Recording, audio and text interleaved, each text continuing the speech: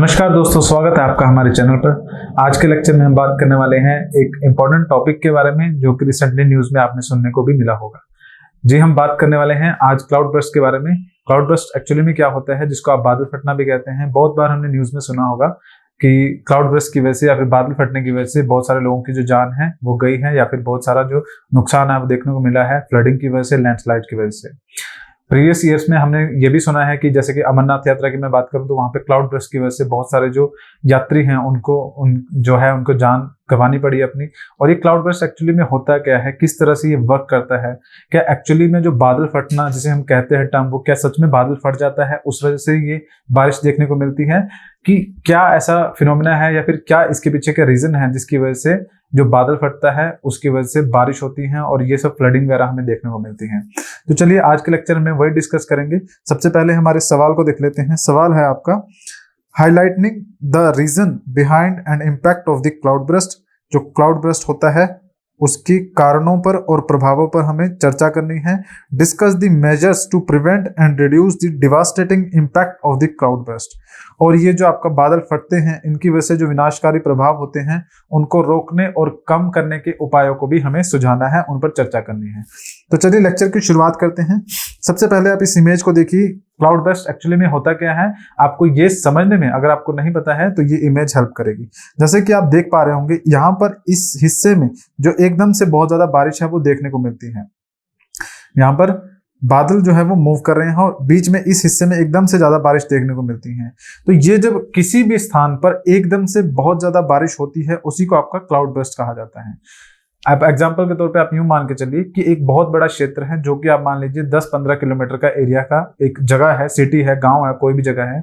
अब वो उस पूरे 10 किलोमीटर या 15 किलोमीटर के एरिया के अंदर जितनी रेनफॉल 2 घंटे या 3 घंटे में होगी, वो सारी अगर रेनफॉल को, उस पूरी वर्षा को अगर मैं किसी एक पर्टिकुलर एरिया में या फिर एक पर्टिकुलर एक घर के ऊपर जो वो रेनफॉल है वो हो जाए, और वो भी विद इन 15 to 20 मिनट्स के अंदर।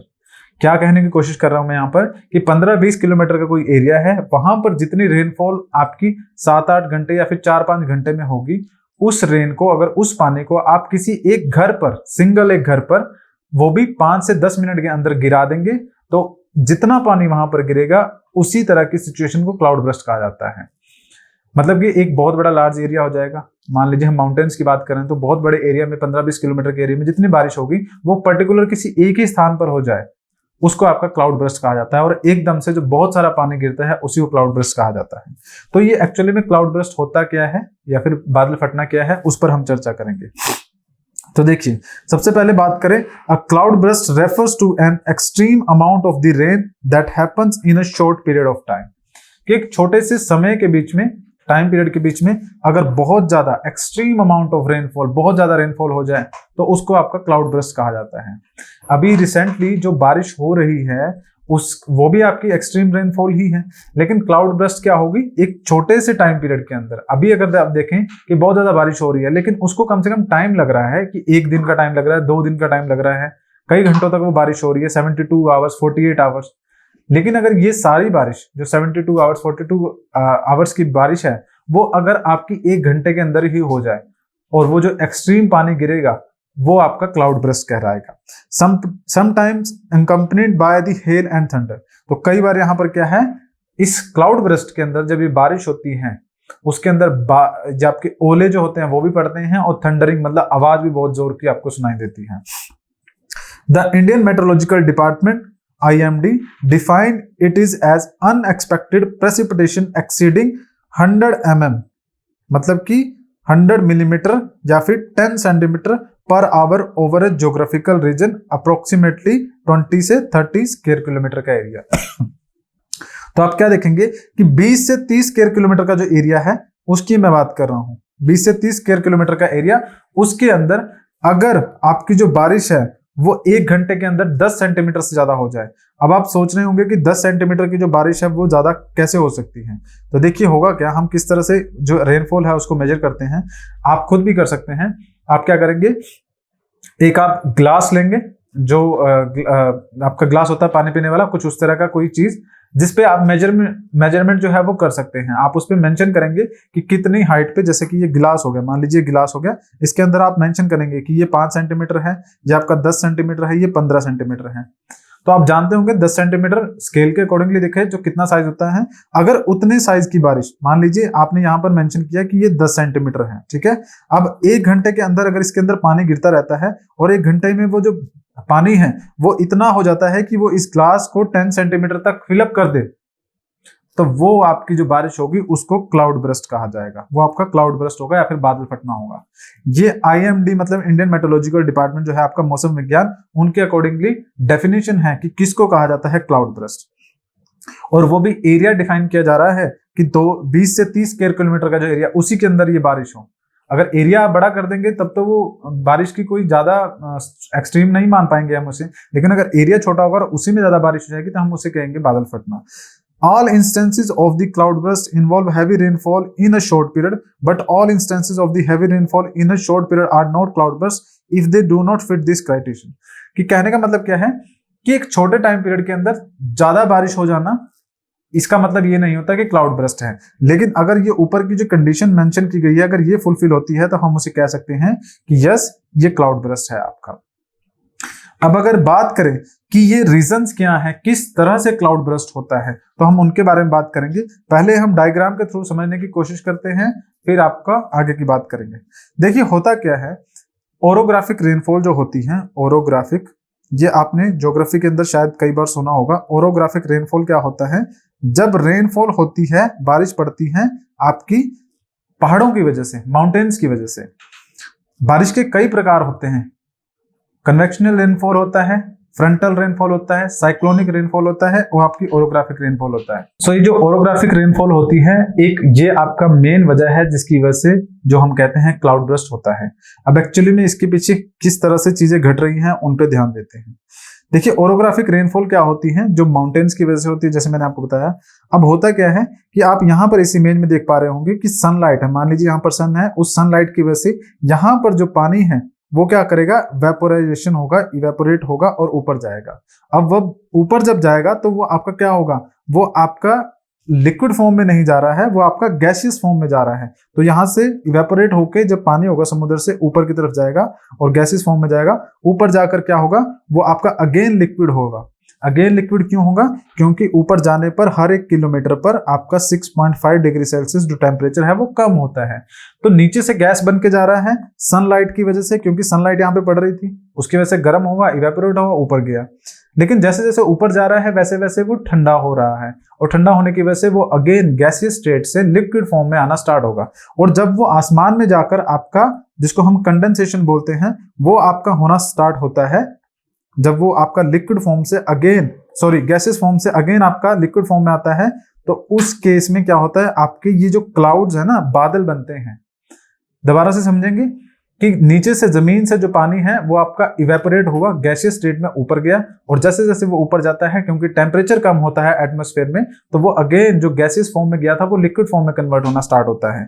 और वो जो छोटे छोटे आपके गैस के मॉलिक्यूल्स होते हैं, जब वो लिक्विड फॉर्म में कन्वर्ट होते हैं तो वो इकट्ठे होकर बादल की फॉर्मेशन करते हैं, क्लाउड्स की फॉर्मेशन करते हैं। अब आप इनको मान के चलिए कि ये बादल हैं, ठीक है। ये बादल क्या होंगे, विंड्स के साथ मूव करेंगे पहाड़ों की तरफ को, इस तरफ को मूव कर रहे हैं। अब जैसे माउंटेन्स आएंगे तो ये जो बादल होंगे या फिर ये हवाएं होंगी, ये ऊपर की तरफ उठेंगी, और ऊपर जब उठेंगी तो क्योंकि ये आपकी जितनी भी गैसेस स्टेट में वाटर था वो सारा लिक्विड फॉर्म में कन्वर्ट होगा, तो ये सारा लिक्विड फॉर्म में हवा में तो टिका नहीं रहेगा, सारा नीचे की तरफ को एज अ वाटर ड्रॉपलेट्स आके गिरेगा। ये आपकी ओरोग्राफिक रेनफॉल होती है सिंपली। अब यही जो ओरोग्राफिक रेनफॉल है, इसी के साथ आपका जो बादल फटना है वो भी लिंक करेगा। किस तरह से, आप मान के चलिए कि यहां से ओशन से जो विंड्स है वो आई, ठीक है। ये विंड्स आ रही हैं और ये मॉइस्चर कैरिंग विंड्स हैं, मतलब कि इनके अंदर बहुत ज्यादा आर्द्रता है, पानी बहुत ज्यादा है, लेकिन गैसियस स्टेट में है, अभी लिक्विड स्टेट में नहीं है। तो ये हवाएं इधर को आएंगी। अब ये हवाएं क्या करती हैं कि अगर ये माउंटेन से टकराती हैं तो इनको तो मूव करना ही है, तो ये क्या करेंगी, माउंटेन पे ऊपर उठना स्टार्ट करती हैं, ऊपर की तरफ जाना स्टार्ट करती हैं। अब जैसे ही ये ऊपर जाएंगी होगा क्या, ये टेम्परेचर कम होगा, क्योंकि पहाड़ चढ़ेंगे तो हाइट बढ़ रही है, हाइट बढ़ेगी तो टेम्परेचर कम होगा, तापमान कम होगा, तो ऊपर जाके ये आपका गैसेस फॉर्म से लिक्विड फॉर्म में कन्वर्ट होगी, बादल की फॉर्मेशन होगी और फिर वहां पे बारिश होगी। ये सिंपल आपका ओरोग्राफिक रेनफॉल हो गया। इसी तरह से आपका जो बादल फटना है वो भी काम करेगा।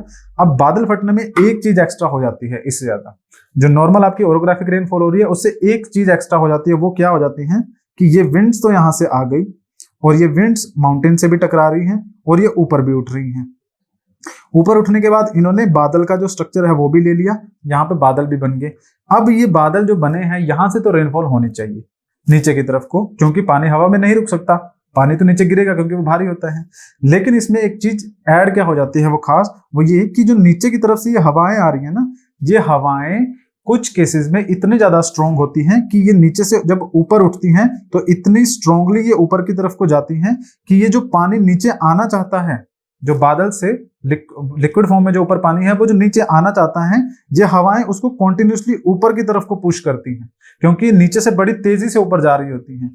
अब ये जो कॉन्टिन्यूसली इनको ऊपर की तरफ को पुश करेगी पानी को या फिर बादल को, तो वो पानी नीचे नहीं आ पाएगा। अब कॉन्टिन्यूसली हवाएं चलती रहेंगी और जो पानी नीचे आना चाहता है उसको ऊपर की तरफ पुश करती रहेंगी। लेकिन अब ये हवाएं ऐसा तो नहीं है कि पूरे साल चलती रहेगी या फिर पूरे महीने चलती रहेगी या पूरे हफ्ते चलती रहेगी। कुछ टाइम पीरियड होता है उसमें चलती रहती है। वो टाइम पीरियड अब नेचर है, उसको मैं सिंपली यूं नहीं कह सकता कि वो एक दिन चलेगा, 2 दिन चलेगा। वो एक दिन भी चल सकता है, 2 दिन भी चल सकता है, कुछ घंटे भी चल सकता है। सो ये हवाएं कॉन्टिन्यूसली ऊपर चलती रहेंगी। लेकिन जब ये हवाएं जो पीछे से आ रही थी वहां से आनी कम हो जाती हैं या फिर वीक हो जाती हैं, तो ये जितना पानी जो कॉन्टिन्यूसली लिक्विड तो बन रहा था ऊपर जाने के बाद, लिक्विड तो वो बन रहा था ऊपर जाने के बाद, लेकिन वो नीचे नहीं आ पा रहा था क्योंकि नीचे से हवाएं उसको कंटिन्यूसली पुश कर रही थी। अब ये सारा पानी जैसे ही हवाएं वीक होगी, वो सारा पानी, हवाएं यहां से आनी बंद होगी, अब वो सारा पानी एकदम से नीचे की तरफ को बहेगा और सिर्फ एक इसी जगह पर जितना भी पानी इकट्ठा हुआ था ऊपर, वो सारा पानी इसी जगह पर गिरा देगा। अब जब ये यहां पर गिरा देगा तो उसी को बोलते हैं आपका क्लाउड बर्स्टिंग, जो आपको यहां पर देखने को मिल रहा था। यही आपका क्लाउड बर्स्टिंग होता है, इसी तरह से होता है। अब इसमें एक चीज समझने वाली क्या इंपॉर्टेंट थी कि हमें हवाएं चाहिए बहुत तेज, और दूसरी चीज हमें क्या चाहिए, एक हाइट चाहिए। और हाइट कैसी, जहां से हवाएं ऊपर उठ सके। तो वो हाइट कहाँ देखने को मिलेगी, वो पहाड़ों पर ही देखने को मिलेगी। इसलिए क्लाउड बर्स्ट के जो केसेस होते हैं वो सारे आपको पहाड़ों पर ही देखने को मिलते हैं। सो ये आपका फिनोमिना था, जिस तरह से आपकी हवाएं वर्क करती है और क्लाउड बर्स्ट जो है वो देखने को मिलता है। तो हम क्या यहाँ पे मेंशन कर सकते हैं कि it is difficult to predict when exactly cloud burst will occur, कि हम ये तो नहीं बता सकते, जैसे कि मैंने बताया नेचर है कि किस टाइम तक क्या क्या होगा ये हम नहीं बता सकते, कब तक हवाएं स्ट्रॉन्ग रहेगी। लेकिन however they are more likely to occur in the mountainous zone, mainly because of the terrain and the elevation. पहाड़ की वजह से और जो सतह है उसकी वजह से माउंटेनियस एरिया में ही आपको देखने को मिलता है। Cloud burst are mostly caused by the excessive amount of the condensation in the clouds. Condensation मतलब लिक्विड गैसियस फॉर्म से जब वो लिक्विड फॉर्म में कन्वर्ट होता है तो उसको कंडेंसेशन बोला जाता है। So condensation in the cloud during a thunderstorm, the warm air currents pull up the falling drops. मतलब जो नीचे गिर रही होती हैं पानी की ड्रॉप्स, उनको भी धक्का देती हैं या फिर ऊपर की तरफ को खींचती हैं, अपवर्ड जो है वहां खींचती हैं, creating a accumulation of water, जिसकी वजह से क्या है वहां पर बहुत सारा पानी इकट्ठा हो जाता है बादल के अंदर। In the cloud, if it reaches a point where the upward air current is weakened, अब एक ऐसा समय तो आएगा ही है जो ऊपर उठ रही हवाएं हैं वो वीक होना स्टार्ट हो जाएगी। देन क्या होता है, it result in the sudden precipitation, फिर एकदम से सारा पानी नीचे की तरफ को गिरेगा, downpour of the all accumulated water in a short time, और जिसकी वजह से फ्लड्स हैं, ये सब चीजें आपको देखने को मिलेंगी। अब इसके इंपैक्ट क्या होते हैं, जैसा मैंने आपको बताया, फ्लडिंग हो सकती है, फ्लैश फ्लड्स मतलब बहुत सारा पानी एक बार में गिरेगा, डैमेज ऑफ द इंफ्रास्ट्रक्चर देखने को ही मिल रहा है आपको। ये देखिए, ये अमरनाथ के अंदर जो बादल फटा था अमरनाथ यात्रा के टाइम पे, तो यहाँ पे बादल फटा था, ये सारा जो स्ट्रक्चर है डैमेज कर गया था। उसके बाद बात करें लैंडस्लाइड की वजह से, एक्सेसिव पानी अगर कहीं गिरेगा तो उसकी वजह से यहाँ पे लैंडस्लाइड जैसे प्रॉब्लम जो है वो भी देखने को मिल सकती है। आगे अगर बात करें क्या इसके मेजर्स हो सकते हैं, प्रिवेंट किस तरह से कर सकते हैं, तो क्लाउड बर्स्ट को तो हम प्रिवेंट नहीं कर सकते, वो तो नेचुरल फिनोमिना है, वो अपने आप ही अकर होगा। हम प्रिवेंट क्या कर सकते हैं कि उससे जो डिस्ट्रक्शन हो रही है उसको हम कम करने की कोशिश कर सकते हैं। Regulation of the construction activities, कि कहां पर किस तरह की कंस्ट्रक्शन करनी है वो हम रेगुलेट कर सकते हैं। ज्यादा जहां पे रेनफॉल है वहां पे ज्यादा हाइट वाली जो कंस्ट्रक्शन है वो नहीं करेंगे और ऐसी जगह पर करेंगे जहां पे बारिश कम हो। Strengthening the embankments, barrage and the dams, जो डैम्स है उनको जो है उनको स्ट्रॉन्ग बनाएंगे, एक अलग से चैनल बनाएंगे कि एकदम से अगर पानी आता है तो रिवर के पानी को कहां से हम निकाल सकते हैं जो एक्स्ट्रा पानी होगा।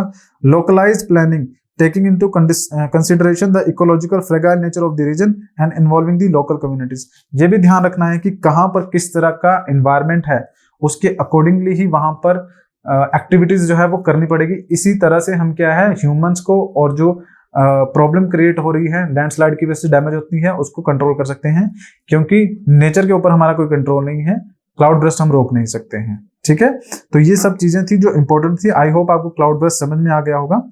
आगे अगर बात करें तो हमारा TOATO के लिए कोर्सेज है जो कि 2999 का एक कोर्स है जिसमें आपको सभी प्रीमियम लेक्चर्स मिल जाएंगे। प्रीमियम लेक्चर्स मतलब जितना भी आपका कंप्लीट सिलेबस है जो नोटिफिकेशन में आपका मेंशन किया गया था वो सारा कंप्लीट सिलेबस आपको करवाया जाएगा वीडियो लेक्चर्स के थ्रू। आप इन लेक्चर्स को एक्सेस करने के लिए हमारी वेबसाइट पर भी जा सकते हैं जो कि goilaclasses.com के नाम से है। आप हमारी ऐप को भी डाउनलोड कर सकते हैं, ये भी गोयला क्लासेस के नाम से आपको प्ले स्टोर पर मिल जाएगी। अगर मैं बात करूं आपके कोर्सेज की तो एक आपका 7999 का भी कोर्स है जिसके अंदर आपको कंप्लीट जो आपका टेस्ट सीरीज होगी, मतलब TO के ऊपर जिस तरह से क्वेश्चन आ सकते हैं वो सारे आपको टेस्ट सीरीज में प्रोवाइड किए जाएंगे और साथ में आपको वीडियो लेक्चर्स दिए जाएंगे, साथ में स्टडी मटेरियल जो होगा वो भी आपको प्रोवाइड किया जाएगा। तो ये सब चीजें आप 7999 में बाय कर सकते हैं। अगर आप चाहें तो आप हमारे premium lecture plus study material ये भी आप 2999 में बाय कर सकते हैं। इसमें आपको टेस्ट सीरीज नहीं मिलेगी, बाकी आपको लेक्चर और प्रीमियम लेक्चर जो प्रीमियम लेक्चर्स हैं और स्टडी मटेरियल है वो बोथ मिल जाएगा। तो इस तरह से ये 3 कोर्सेज आपको मिल जाएंगे। एक में सिर्फ आपको प्रीमियम लेक्चर्स हैं, दूसरे में आपको premium lectures plus study material, और अगर 7999 वाला कोर्स बाय करते हैं तो उसके अंदर कंप्लीट टेस्ट सीरीज, लेक्चर्स और स्टडी मटेरियल मिल जाएगा।